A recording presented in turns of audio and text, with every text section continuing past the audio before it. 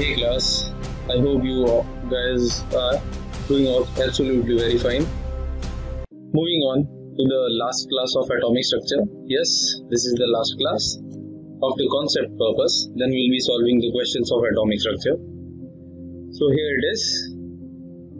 It is yesterday's question that was given to you. I hope you have tried it. And if you are new to this, then please go through the previous 4 video lectures that we have covered of atomic structure. Then you will be able to get these lectures. Otherwise, it will be a bit tricky for you. So moving on to the question. First, identify the shell and subshell that each of the following sets of quantum numbers refers to. So as it is written over here, let's start with A. N is equals to 2. And L is equals to 1. Now, this is given in the question. Now, what I know that if L is equals to 0, 1, 2, 3 and 4, then the corresponding shells are S, P, D, F and G. This is I know. And this is given to me. So, N is equals to 2 means principal quantum number is 2 and the azimuthal quantum number is 1. So obviously it is 2 and L is 1. So for P, L is 1. So it is 2p orbital. Now what is the significance of this ML and MS values? Right. As in the question, there is no significance of ML and MS value. Only by seeing just the value of N and the value of L, you can find the set of quantum numbers, or you will be able to find the shell. Now second question, the B part, B, it will be 3 is there, right? 3 is there, and for L is equals to 2, L is equals to 2, there is D subshell. So it will be D. Then for C part, it is 4, and for L, the value is 1, so it will be 4p. Next, D part, N is equals to 4, so it is 4, and L is equals to 3, that means F. E part, N is equals to 5, and L is equals to 0 means S. 5, S orbital. So that's it. This was a very simple question. You just have to find the shell from the sets of given quantum numbers. Here ML and MS has no significance as such. Now moving on to today's class. Today we'll be talking about the shapes of the orbitals. What are the shapes of the orbitals and why there are certain shapes that the orbitals do have and how do they look like. First thing first, charged cloud concept and orbitals. Now let's start with the charged cloud concept. Here,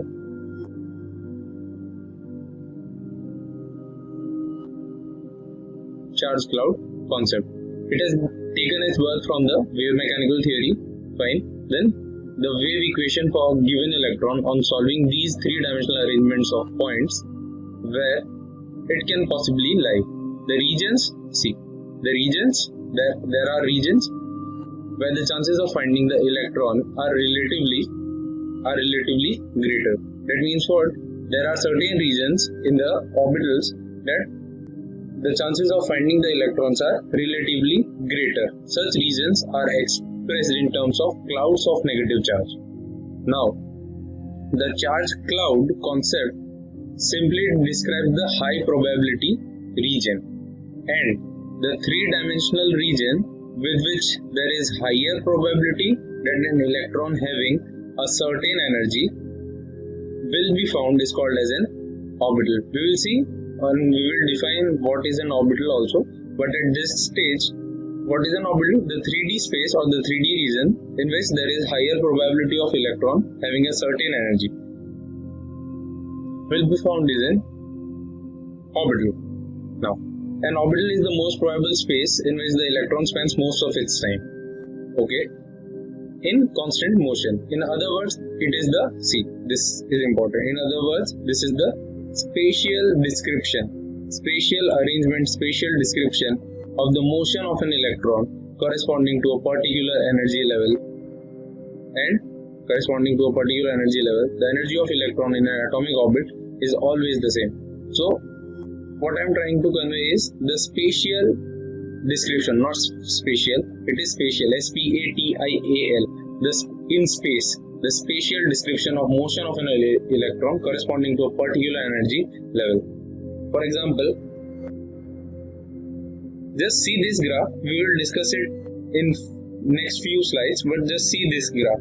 On the x-axis, on the y-axis there is electron density, and on the x-axis there is distance from the nucleus. Here it is the nucleus, and this is the r or the radii, that is the distance from the nucleus.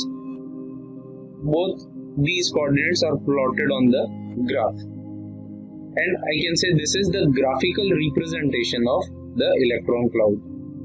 Graphical representation of the electron cloud. We'll be seeing all the graphical representation at a later stage, but now you just see that there is a graph like this that represents the probability of finding the electron in a specific region. Now, yesterday what we saw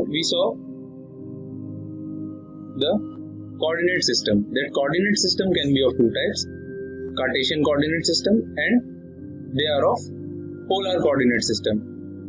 Cartesian coordinate system is familiar to you, x, y and z axis, whereas polar coordinate system, those of you which would have been from maths background, they know, they have studied this in vectors and three-dimensional geometry, that there are polar coordinates. If not, then you just remember that yes, there are polar coordinates in which the Schrodinger wave equation can only be solved in polar coordinates, not in Cartesian coordinates. For example, let me just give you a quick review of the polar coordinates by this diagram. See, there is a point P over here. Just wait a minute. There is a point P over here. Fine. And there are three axes: x, which is coming towards you, perpendicular to you, the y-axis and the z-axis. And in the space there is a point, and which have x, y, z coordinates in the Cartesian coordinate system, and r, theta and phi in the spherical or Cartesian or polar coordinate system. Now see, this point from the origin 0, 0, 0, the distance is r, fine, and the angle subtended by the z-axis is phi. Angle subtended by the x-axis through the image of this point is theta. So there are three coordinates: r, theta and phi in the polar coordinate system. Now why we have to study this Cartesian and polar coordinate system? Because atom is a three-dimensional entity. Atom is in 3D. So to specify the position of an electron, I need three-dimensional perspective, and for that I will be using polar coordinates. So in this thing, you just remember the coordinate system are of two types: Cartesian coordinates and polar coordinates, and in which the polar coordinates have r, theta and phi. This is nothing, it is similar to the Cartesian coordinates having x, y and z coordinate system. In the previous classes, we have seen what a wave function is. In the previous classes, we have seen what a wave function is and what are the properties of the wave function. What are the properties? It is finite, it is continuous, it is single valued, etc., etc. So there are obviously wave functions for different orbitals. Like, see, wave function wave functions of single electrons are called as orbitals. We will be seeing this statement. Wave function of single electrons are called as orbitals. We can choose what was orbital. This is defined earlier. It is nothing but the space where there is a higher probability of finding an electron. And we can choose between the real and complex orbitals. See, each complex hydrogen atom or any atom, each complex hydrogen atom orbital contains complex functions. Now, what are these complex functions? Have a look at it. So, see, this is the wave function. Fine. This is the wave function in which there are three things. This is psi, the wave function, n, principal quantum number, azimuthal quantum number, and magnetic quantum number, that is ml. N, L, and m, three parts are there. Now, yesterday we saw in the Schrödinger's wave equation that the function can be solved by this RNL R, theta, Lm theta, and phi m. Here it was having two parts. This is radial part. This was radial part and this was angular part. This we have seen in the last video lecture. So there are three parts. NLM, this is the radial part and this is the angular part. Now, how the wave functions of different orbitals look like? Let us see that. Pretty much complicated, but this is how the wave functions of different orbitals looks like. See, if I talk about this, it is 1, 0, first wave function. 1, 0, that means what? N is 1, L is 0, so I can say it is for 1, and as we have seen in the question also, if L is 0, then 1 S. So this wave function is for 1s orbital.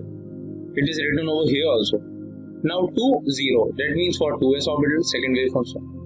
Third wave function, 2, 1, that means for 2p and x. Fourth, 2p and y. Third, 2p and z. Now here you can see, for p there are three axes, px, py and pz, and there are three functions. I am just talking about the first five wave functions for 1s, for 2s, for 2px, for 2py, and for 2pz. As you can clearly see, for 1s there is this part, 1s there is this part, fine. But there is no theta and phi. For 1s orbital, theta and phi are absent. But when I am talking about 2p orbital, you can clearly see that yes, theta part and phi part is there. If I talk about 3s orbital, again there is no theta and phi part. But if I talk about pz orbital, yes, there is theta part, cos theta. Similarly, for this is what, 3px orbital. Let's talk about d orbital. Forget about this dz square. Let's talk about this. N is equals to 3, that means what, 3. And L is equals to 2, that means what, d. So clearly, for d orbital, there is also theta part is there. For 3d, next wave function, this wave function. For next wave function, again there is theta part and phi part. So what I want to conclude here is that for s orbitals, there is only radial part which is present, whereas for p orbitals and d orbitals,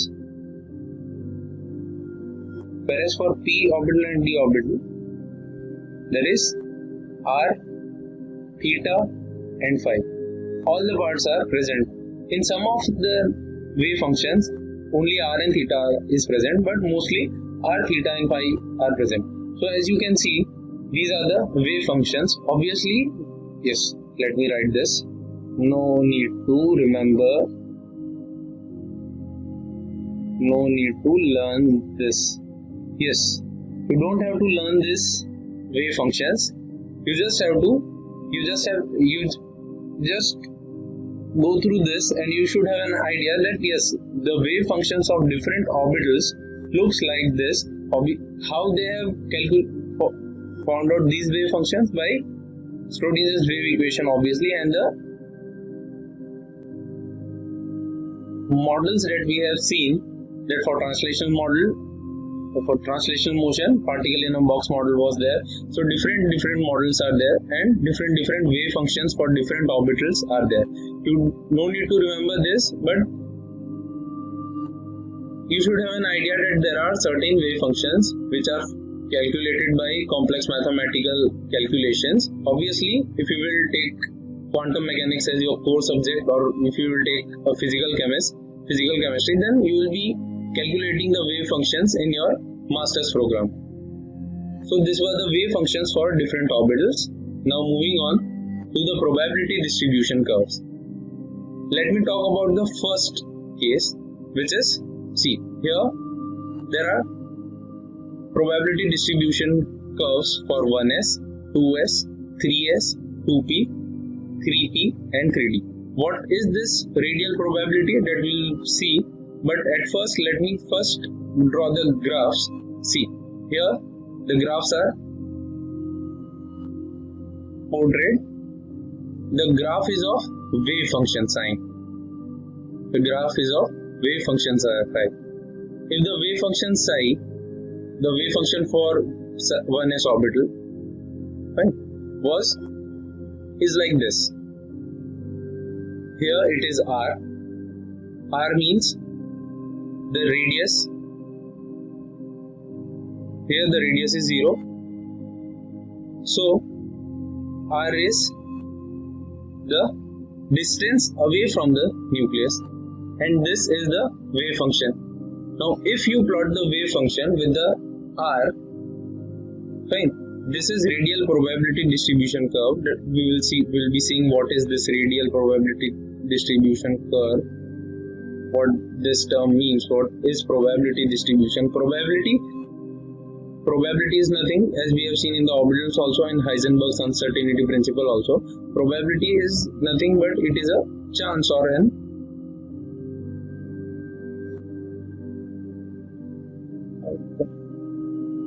fine. So this is for 1s. This is the graph of their wave functions, right? Psi. This is for 2s orbital. This is for 2p orbital. This is for 3p, 3d and 3s orbital respectively. Now you will say that how these graphs has been plotted like this also, like only this. So I just want to tell you that, see, if you go to, this is the previous slide, if you go to the 1s orbital, then this is the wave function at the top and top right corner. This is the wave function of 1s orbital. So if you plot the graph of 1s orbital, you will see that the wave function looks like this. Yes, again, you don't need to remember the graphs, but at least you should remember that, yes, graph for the 1s orbital looks like this. Now, this is the graph of wave function which is psi. Okay, graph of psi. Now as you can see, the Born interpretation that we have discussed in the yesterday's class, that Born interpretation is what? Max Born obviously. Born interpretation is what? If the wave function of a particle has the value psi, at the same point, at some point r, then the probability of finding the particle in that volume is proportional to the psi square beta. So what Born interpreted, that psi is the wave function. This we have already seen in yesterday's class. Psi is the wave function, whereas psi square is the probability density. Probability density is what? It is nothing but the probability of finding the electron in an given region, that is psi square. Obviously psi square is in modulus, square modulus of psi square. and which is called as probability density. Now, so what it indicates that psi is the wave function and psi square is the probability density. So that means that psi, the wave function, has no meaning. Why? Because psi square is the term which denotes the probability density or the probability of finding an electron in a given region. So that means what? Psi square has significance, but psi has no significance. So this square of this wave function, square modulus of this wave function has significance, but psi has no significance. We will see that in detail in next slides. Like, let me compare it with the real life example at first. Fine, then we'll be moving on to the next slides. Everyone has seen the watermelon. Fine. The watermelon has three cores. First, let's talk about this. This is the pink part of the watermelon. Fine. As you can see here, this is the pink part, first part. This is the second part, the white part.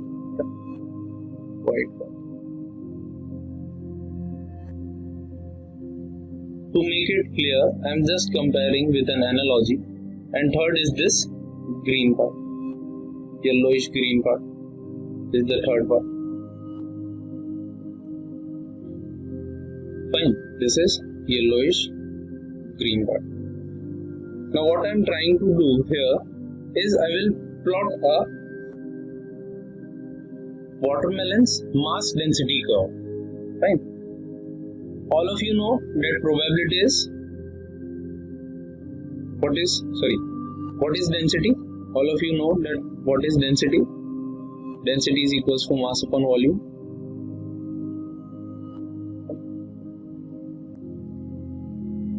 And I can say that volume is equals to, or I can say volume multiplied by density will give you mass.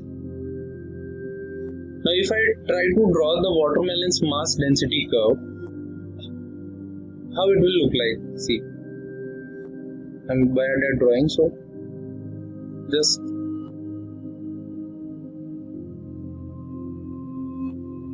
it is R. Fine. And this is the density. On x-axis the radius and it is the density. Now let's think that I am at the center of that watermelon. Fine. Let's think that I am at the center of that watermelon here, the pink part. I am here. Now if this is the pink part, if I am moving from the center to the pink part, it has some density. If I am moving from the center of that, see, at the center, at the R, the density is constant. But if I am moving from the center to the pink part, there is some density. The density is constant. Then the white part will come. This is the white part. Now all of you know that the pink part is the softer, and this is hard. The white part is hard, that we don't eat, that's why it is a harder part. So I can say the density is getting increased. Okay. It is become more denser, and why? Because it is harder. Density is directly proportional to mass also. It becomes harder. Next, if I am moving to the green part, this green part, this is even more harder, the third part. So that means what? The density is increasing even more. So this is what watermelon's mass density curve. So I can say that yes, the density is getting increased as I am moving from the center of the watermelon to the outer surface of the watermelon. Fine. Now if I want to calculate this area,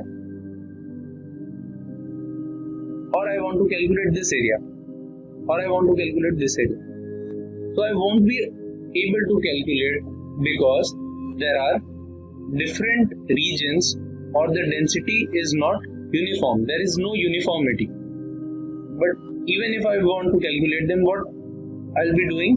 I will be integrating it. Yes. By integration, that is the only method. Because these are small areas, you take the integration of these small areas and you will be able to get the total area of that watermelon. Fine.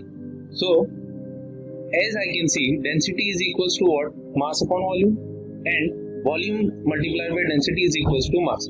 So I can say similarly, probability density multiplied by the volume will give me the probability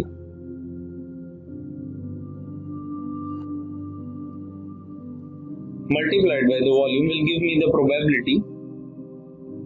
probability of what? Of finding an electron in an atom. Likewise, of the watermelon, if I apply this concept to an atom, then it will become like probability density when multiplied by the volume, it will give me the probability of finding the electron. Yes, it's looking really complicated, but you have to watch this video at least 2 times to get the things clear. That's why I am comparing it with the real life example. See, what I have done nothing. I have plotted the watermelon's mass density curve. In that, I have seen that yes, density is not uniform throughout the watermelon. So that's why I have to integrate it. What I know that density is equals to mass upon volume, okay, and volume into density is equals to mass. Similarly, applying the same concept of the theory to the atom, here probability density multiplied by the volume will give me the probability of finding an electron. Fine. Now let's come to the atom. Here the things will get more clear. Be patient, things will get more clear. First is what? See, the atom is here. This is the atom. This is nucleus. R is the radius of the outer shell, okay, and this is the radius of the inner shell. R is the radius of the inner shell, and dr is the radius of the outer shell. Fine, and it is of thickness dr. Let's read this. The view of probability density consists in considering an atom to be composed of layers. Layers means like a watermelon, much like an onion. Yes, much like an onion or watermelon. Examining the probability of finding the electron in the layer.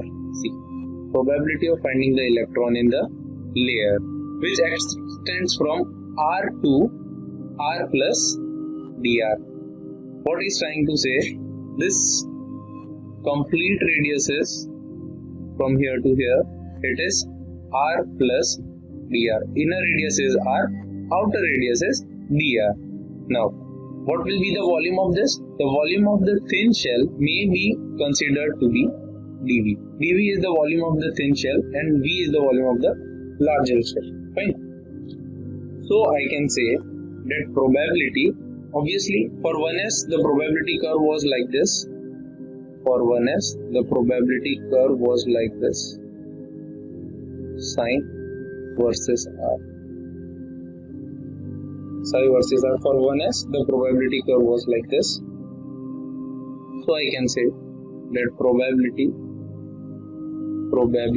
is a function of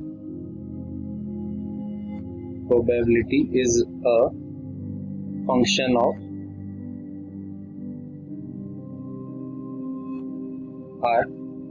So I can say probability is equals to sine square of 1s multiplied by volume of the shell.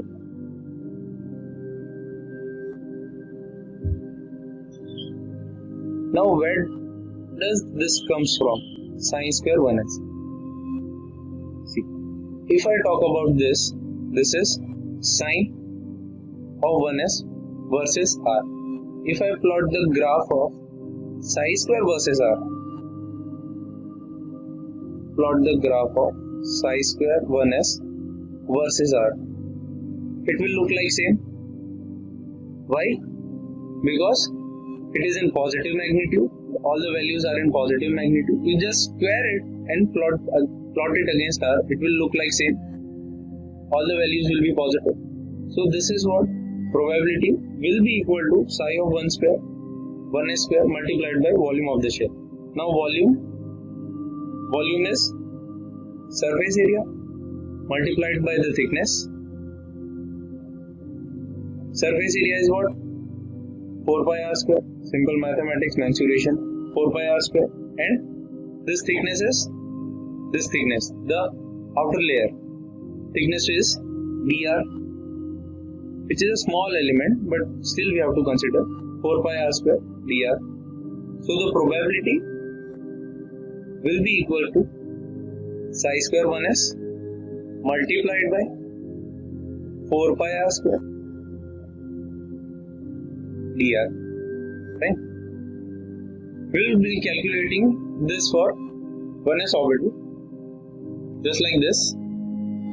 See, this is for 1s orbital, the same graph that I have, the same graph, this graph and this graph both are same. Fine. Now let's do it for the 1s orbital. Let's plot the probability density curve for the 1s orbital. As you can see, this is the graph which indicates sine, okay, versus r. As I have already told that psi has no significance, but psi square has significance. Why? Due to Bohr interpretation, psi square tells about the probability of finding the electron in a given region. So let me draw this. Let me draw the same thing over here. This is nothing but sine 1s versus r. I am just doing the same thing, just squaring the wave function sine 1s square versus r. It will look like same.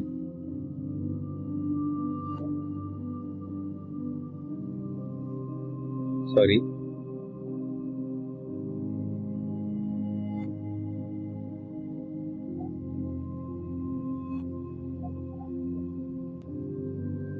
Yeah, it will look like this. Sine square r. Now, what does it tell? It is 0. Right? It is 0. And let us take this element, this small element, as dr. I want to calculate the probability of finding the electron in this small region, that is dr. Right? So let us do that. What was the probability? Probability was sine square 1s multiplied by 4 pi r square dr. Okay. And what will be the graph of this look like? What I'm doing, I am plotting the radial probability distribution curve for 1s orbital. For that, I need the probability which is given by 1 square and the volume element which is I have calculated, which is 4 pi r square dr. So I am just plotting it.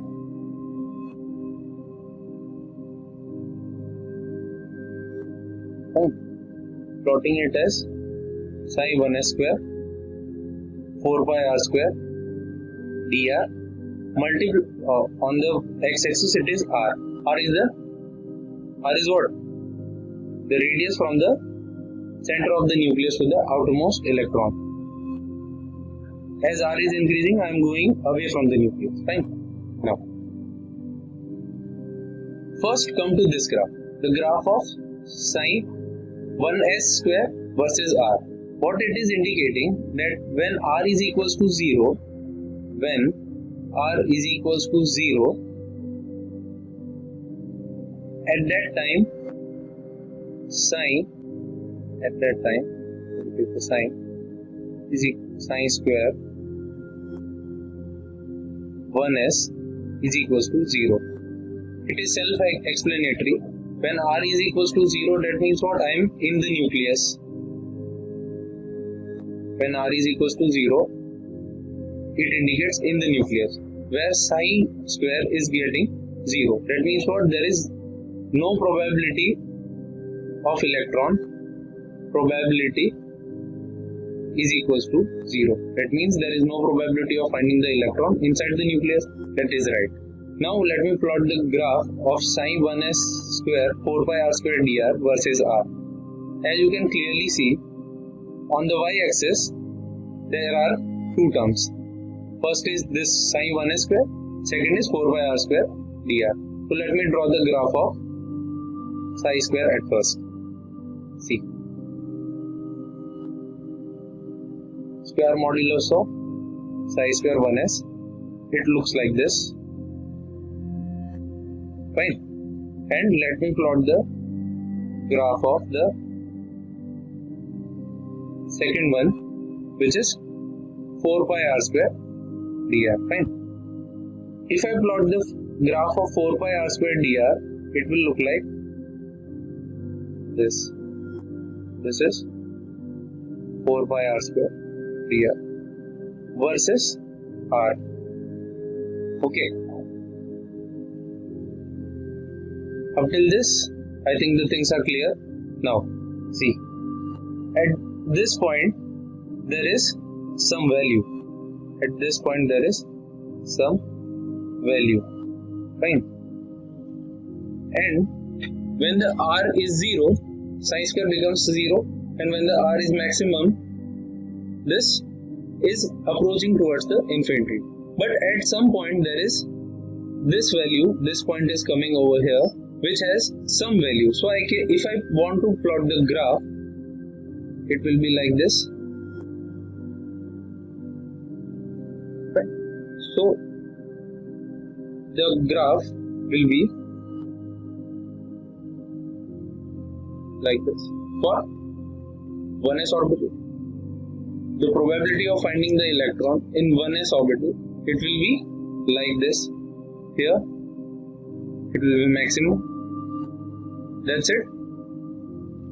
This is how you can plot the graph for all the orbitals. So I can say that the probability density or the probability of finding the electron depends on the sine square and the volume element. These graphs are called radial probability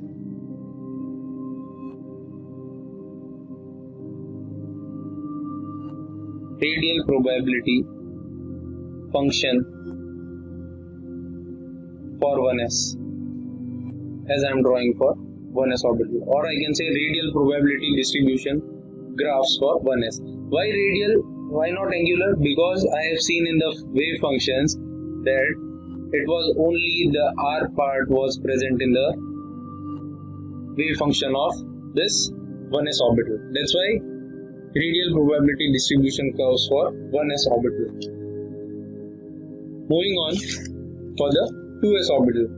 Now what do you think for 2s the radial probability distribution curve will look like? See, as I can see, this is the graph of sine. Yes, this is the graph of sine versus r. It is giving this thing and going into the negative. Okay. If I want to plot the graph, if I want to plot the graph of this psi square,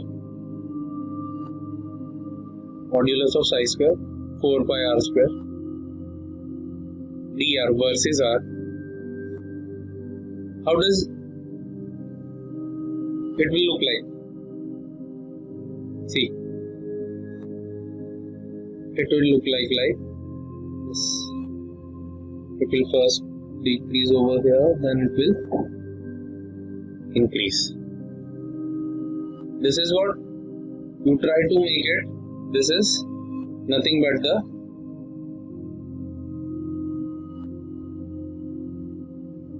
square modulus 4 pi r square dr versus the r graph. You will see that there are two things.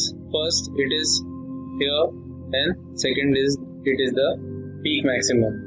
So here you can see there is something like this, which is intersecting the x-axis. So this is a condition. Now what is this condition? We will see this just in a while. This is the shape of 2s orbital. This is how the 2s orbital looks like. Coming to the condition. This condition is called as a node. Yes, this condition is called as a node. Now what is a node? Just read the statement. Orbital nodes refers to the places where the quantum mechanical wave function psi and its square, psi square, changes the phase. Okay, forget it. Next, since the phase is either moving from positive to negative, fine. Why I told that forget it? Because in the diagram of the orbital we will see what are phases. But let me define the node first. Moving from positive to negative or vice versa, then both psi and psi square are 0 at the nodes. This is important. Both psi and psi square are 0 at the nodes. Where psi square is 0, see, read this. Where psi square is 0, the electron density is 0. Hence, at a node, the electron density is 0. So at this point, I can say the square modulus of psi square is equals to 0. That means probability of finding an electron becomes what? Probability of finding an electron becomes 0. Why? Because there is a node and it indicates what? It indicates the change of phase. And the last line, nodes can be classified as a radial node and angular node. Now what are radial nodes and angular nodes? We will be seeing in just a while. But radial node will come in the s orbital. Why? Because there were only radial parts, there were only r parts in the wave function of the 1s orbital. There were no angular parts. See, wave function consists of two parts, radial part and the angular part. The radial part consists of the r term, angular part consists of the theta and phi term. But in the s orbital, there is only radial part. That's why this node is a radial node. Now moving on to the 3s orbital. What do you think? For 3s orbital, the graph will look like what? This is the graph of, on the top right hand corner, this is the graph of psi. You have to plot the graph for psi square versus r. This is the graph for psi. To plot the graph for psi square versus r. See, this is psi square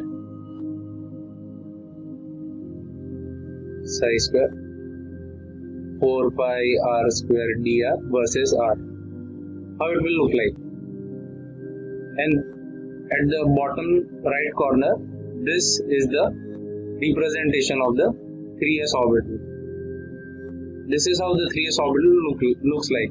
We will see the shapes of orbitals in just a while, but at first you draw the radial probability distribution curve for 3s orbital. It looks like this. See, where is 3s? 3s is here, the pink one. Right? Here, originating from here, first hill, second mountain and third mountain. So there are two nodes, first, second. where the orange one is the 2s orbital, it is having only one node. See, this you can't say this as a node. Why? Because we are dealing with probability, right?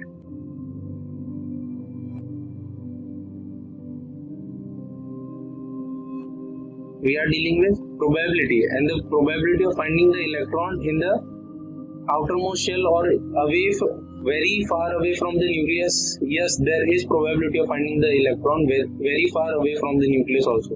So that's why it is not tending towards zero. It is going towards infinity, and it is starting from the zero. Why here the probability is zero? Because inside the nucleus there is no electron. There are no electrons. That's why at the beginning the graph shows the zero value. Fine. So these were the probability distribution curves. These were the probability distribution curves for 1s, 2s and 3s orbital. Now let me show you how does it actually looks like in the probability distribution graphs. Let's start with the s orbital at first. Fine. This is the 1s orbital that we have seen. This is the 1s orbital. This is 2s orbital, and this is 3s orbital, right? So there are three orbitals that you can clearly see: 1s orbital, 2s orbital and 3s orbital.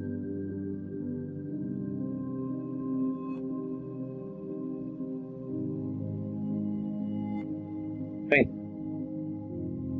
Just a while.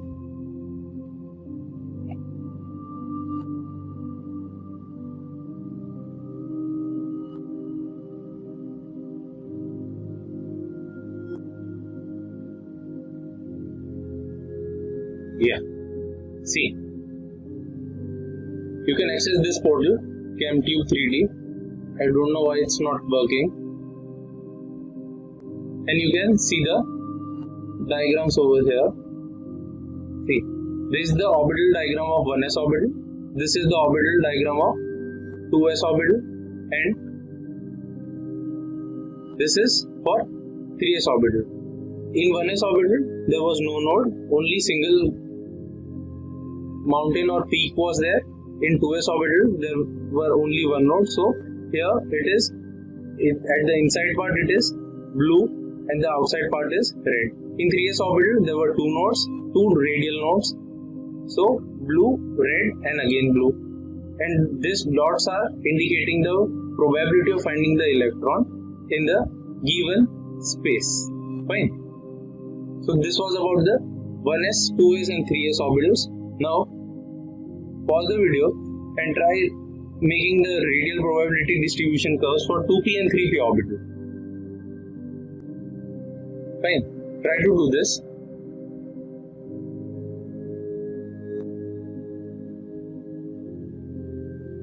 I hope you have made the right probability distribution curves. If not, then here it is: 2p and 3p. 1s, 2s and 3s we have already made. Moving on to the 2p and 3p orbital. Fine. 2p orbital, the wave function, the psi versus r was like this. 3p, psi versus r was like this. In the beginning, if it's not clear, then go to the beginning, at the beginning of this video, and you will see that these were the graphs for psi. But when I'm drawing, these are the values of n and l, and these are the radial probability distribution curves or radial probability distribution functions over R. So this is nothing but, if I talk about psi square modulus multiplied by 4 pi r square dr with R, you can easily see that yes, for 2p it will look like this. Yes, it is bigger than 1s orbital and broader also. For 3p there are two peaks, the smaller mountain and the larger mountain. Try to do it. It's nothing, it's simple mathematics. You just have to square the wave function and then plot the graph of psi square and 4 pi r square, and then see at which point the probability density is maximum and just plot it. So this was all about s orbitals. Now moving on to the shapes of p orbitals. Now for p orbitals, yesterday we discussed the quantum numbers. For p orbitals, what I want you to find the values of, here it is already written, but I want you to find the values of ml for p orbital. If n is given to you, l is given to you, then will you be able to calculate the values of ml? Because ml is what? ml is minus l to plus l. This is the formula for ml. Okay. So there are three values, minus 1, 0 and plus 1 for 2p orbital. For 3p orbital, again L is 1, so minus 1, 0 and plus 1. You can see there are 3 ml values. That means what? And ml indicates orientations.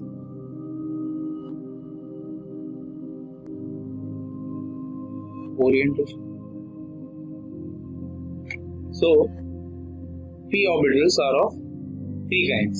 First, px, second py, third pz. Now you can clearly see here, when it is px, then it is along the x-axis. This is the x-axis. When it is py, it is along the y-axis. When it is pz, it is along the z-axis. Y and z-axis are on the same side, are on the plane, and x-axis is perpendicular to the plane that is coming towards you. Y is in another direction, z is in another direction. So if you are talking about py, then py is the one in which the p orbital is aligning towards the py y-axis, pz aligning towards the z-axis, and px, the electron density, is on the x-axis. Fine. And it looks like this. See, we'll talk about the nodal planes in just a while at a later stage, but these are the three-dimensional diagrams. At first, see, this is 2px, fine. This is 2py and this is 2pz. As you can clearly see, if it is 2py, then the lobes are along the y-axis. If it is 2px, then the lobes are along the x-axis. If it is 2pz, then the lobes are along the z-axis. Okay, then the lobes are along the z-axis. Let me show you in the diagram itself. See, now it is getting more clear. This is px orbital, py orbital and pz orbital. If I talk about px orbital, now it is working. You can go through this. This website is ChemTube3D, and there is an app in the App Store also for this. I will post the link for down in the description below. But at first, see, let's talk about the px orbital. Fine. As you can clearly see, let me just, this is px orbital, right? As you can see, there are three orbitals. See, three axes. This is the z-axis, fine, which is going away from you. Y-axis is on the plane, and x-axis is the vertical axis. Now let me zoom it. See, these are the three axes: x, y, and z-axis. Now, as it is rotating, you can clearly see that the electron density is on the x-axis. See, electron density is on the x-axis. That's why the px orbital looks like this. Now if I talk about py orbital, then you can see the electron density looks like this. X-axis is the vertical, y-axis is the horizontal one, and z-axis is coming towards you. Okay. Like this. See, you can clearly see. What are these dots are? These dots are nothing but, these dots are the electron density, the probability of finding the electron density. And at the center of this axis, you can clearly see if I stop it. See, at the center of that both electron density dots, there is no electron density. See, at the center there is no electron density. That means what? It is a node. We have already defined node. What is a node? A node is the one in which a node is the region where there is no probability of finding the electron. Similarly, for pz orbital, again, just the axis changes for the orientations. Rest of the orbitals remains the same. So there are three orbitals, px, py and pz. It looks like this in the three-dimensional diagram. So every time, let's come back to this. So every time you won't be able to, let's say if you are asked to do the diagram of px orbital. So you say this is x-axis and you cannot draw this dot. Fine. So that's why what you do, this is the x-axis, you just draw a low and say this is px orbital. That's how the things work. Fine. Now, as in the diagram, we discussed there is certain point in which on the axis in which there is no probability density, no probability of finding the electron. That is called as nodes.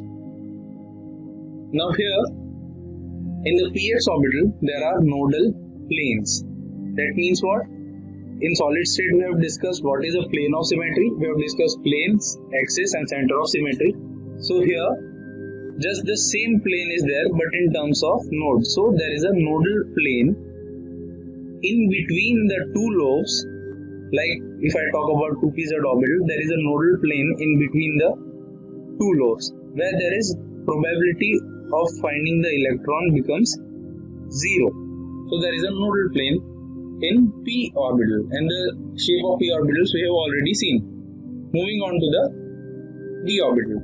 Again for the d orbital it is written over here, but you have to calculate this. For 3d orbital, n is 3, L is 2 and these are the values of ml from minus L to plus L, right? So right now you can see there are 1, 2, 3, 4 and 5 values, right? And ml represents the orientation of the orbital. So there are 5 orbitals, 5 degenerate orbitals. Degenerate means what? Orbitals of similar energy. So 5 d orbitals. These are just names. Don't take it otherwise. These are just names. Right? 3dxy, 3dyz, 3dxz, 3dx square minus y square, 3dz square, 3dz square. See, 3dz square and 3dz square. Just forget this. These both are same. Fine. 3dz square both are same. And this is more convenient to write. The orbital with a donut shape. More convenient to write. You don't write this. Right? So 3dz square. Now how do the orbitals look like? Let's talk about that. Let us move to the 3D orbitals. Fine. Let's start with the dxy orbital. How does the dxy orbital looks like? Fine. This is the three-dimensional orientation of that. See, you can see these are not parachutes, please. These are the lobes. Let me just enlarge it. Okay. There are 3 axes. See, x-axis, y-axis, and the z-axis. This is the z-axis. Fine. As you can see, these lobes are. See, these lobes. These are the lobes.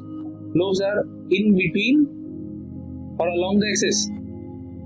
Clearly in between the axis. See, these are the lobes. 4 lobes are in between the axis. Fine. In dxy, if I talk about dxz, then the lobes are in between the x and z axis. Fine. Where the y axis is the perpendicular axis which is coming towards you like this. If I talk about dyz, again the same. There are two axes, y and z axis. But here, in case of dx square minus y square and dz square, the situation is different. Let's see the situation in case of dx square and y square. Let's talk about this. Dx square. This is dx square minus y square. This is this orbital, dx square minus y square. Fine. If I talk about this, see. This is, as you can clearly see, now the orbitals are not in between the axis. They are along the axis. See, that axis is the perpendicular axis, but the lobes are along the axis, not in between the axis. Right? So there are two orbitals now. One which is along the axis and other which is between the axis. Let's see the dz square orbital. See, s orbital and p orbitals are less complex, but d orbitals are a bit more complex. See, this is the donut shape which I was referring to in the slides that we saw. You can see like a double numbered. This is the donut shape. Now let's see here the electron density curve is not there. Okay, fine. So this is a donut shape. Right?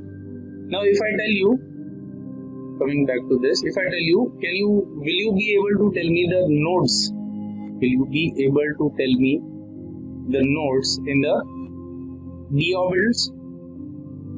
How will you be able to tell or comment about the nodes in the d orbitals? The answer lies here. See, we will start from 3dx orbital. Fine. 3dx orbital, there are two nodal planes. Please try to imagine it. It is already in 3D. Two nodal planes. And these orbitals, xy orbitals, are between the axes. Fine. In the 3dxz orbital, there are again two nodal planes. Again, they are between the axes. In 3dyz, again there are two nodal planes. They are in between the axes. But if you talk about the 3dx square minus y square, these are nothing, these are just names. 3dx square minus y square. Then again, two nodal planes. But here, you can clearly see it is along the axis. So I can say that d orbitals are of two types. First is those orbitals which lie between the axis, and second, those orbitals which lies along the axis. If I want to give the examples, then what I can say? The orbitals that are lying in between the axis are which orbitals? dxy, dyz and dxz, and the orbitals which are lying along the axis are dx square minus y square and dz square. Please, to understand these d orbitals are very important, because these d orbitals will be coming in the coordination compounds when you will be learning valence bond theory and crystal field theory, and in my reaction mechanisms also. So to understand the shapes of d orbital is very important. At that time, the orientations depends, the splitting pattern, etc., etc. Now only one orbital is left. Which orbital? The dz square orbital, the donut shaped orbital. This is left. Here, see, one lobe, second lobe, and this is the ring encircling the lobes. Here there are no nodal planes. In dz square, there is no nodal planes. Fine. So what is this? The grey part. What is this? This is nothing. In this dz square orbital, there is existence of a conical node. Yes. At this part, here, the electron density or the psi square becomes 0. So out of all the d orbitals, there is one d orbital which is dz square, which have the conical node and not the nodal planes. Now it's your turn to justify that why this 3dz square orbital is having this donut-like structure and all the d orbitals are having the 4 lobe structures. Try to think and reflect upon this. We will see the reason at a later stage. Moving on to the nodes. Nodes you have already know. We already know what is node. It is the region where the probability of finding the electron gets 0. Nodes are of two types: radial nodes and angular nodes. Fine. Now as you can see, the formula for node is nothing but n minus 1. N is principal quantum number. For radial node, we will see for angular nodes, it is simply L. Whatever the value of L is there, it means the orbital has that much of angular nodes. Now total node is n minus 1 and angular node is L. Radial node will be n minus L minus 1. That's it. These are the formulas. Angular nodes obviously arising from theta, phi. Radial nodes arising from R. That's it. Straight away formulas. You can calculate their nodes for radial node or angular node for any given orbital that is given to you. For example, this is the question for you to try. Try calculating the radial nodes, angular nodes and the total nodes for 3s orbital, 2p orbital and 3d orbital. We will be seeing that the answers of these questions in the next video lecture. Stay home, stay safe. Now next class, in this class we have discussed the shapes of orbital. In this class we have discussed shape of orbital, and we have seen the radial probability distribution curves. Fine. Radial probability distribution curves for 1s, 2s, 2p, 3p, 3s and 3d. Fine. And in the next class we will be seeing the questions on atomic structure. So at this juncture, all the concepts regarding the atomic structure is covered. I have already sent the book in the Google Classroom. You can go through this, and if something is left in this structure, then in atomic structure, then let me know. We'll finish that also. But from my side, all the concepts I have covered in this 5 video lectures of atomic structure.